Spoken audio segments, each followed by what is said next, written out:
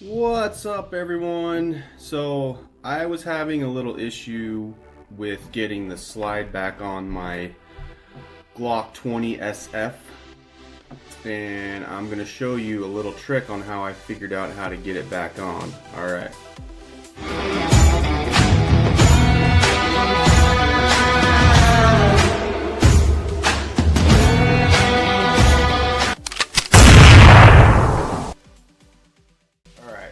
So first things first, you want to make sure it's unloaded. There's no mag in it. Double check, nothing in there. Okay. So first things first, you're gonna pull this section down here. What I do is I just grip it like that. So it just pulls the slide back just barely.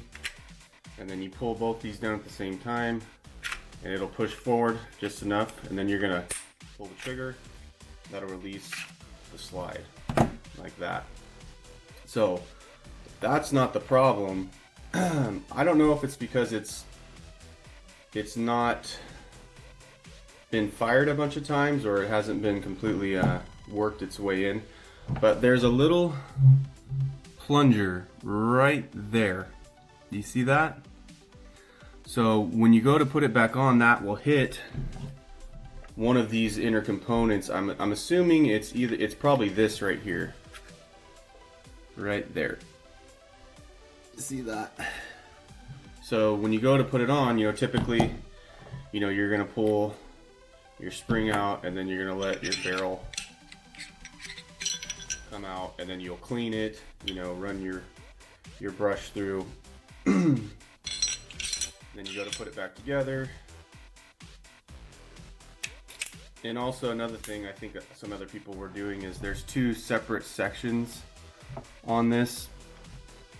You want to make sure this spring is depressed all the way into that second seated spot. So I mean, if you're gonna have it like this, obviously you're gonna take the time, you're gonna put some oil and lubricate it, get it back to working.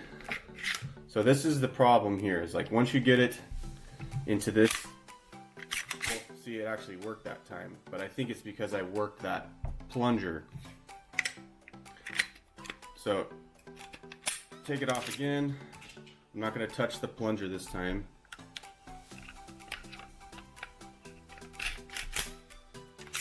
See, it's working now.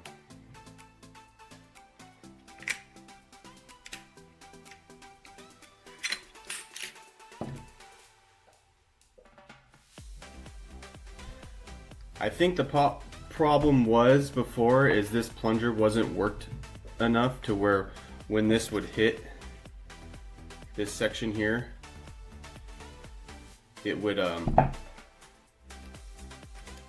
let's try pushing it forward. Let's see if I can get it to not. There. See that? So even when the trigger wasn't pulled,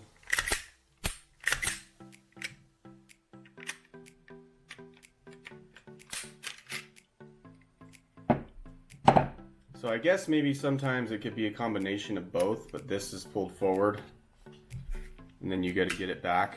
So there's this little section there. So when that's forward in conjunction,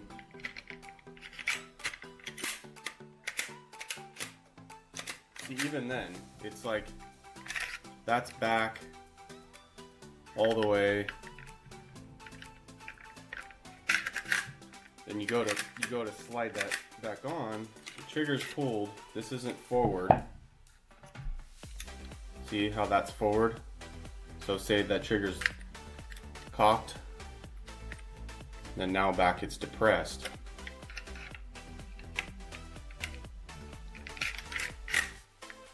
It still doesn't want to go on. See, the trigger's pulled. So I was having the problem is I just pushed that little pin in here right there. I would depress it down with my finger. So let's see right now if that's gonna solve it. See? Bam! that was the common issue that I was having, was it kept hitting that trigger mechanism in there. This right here.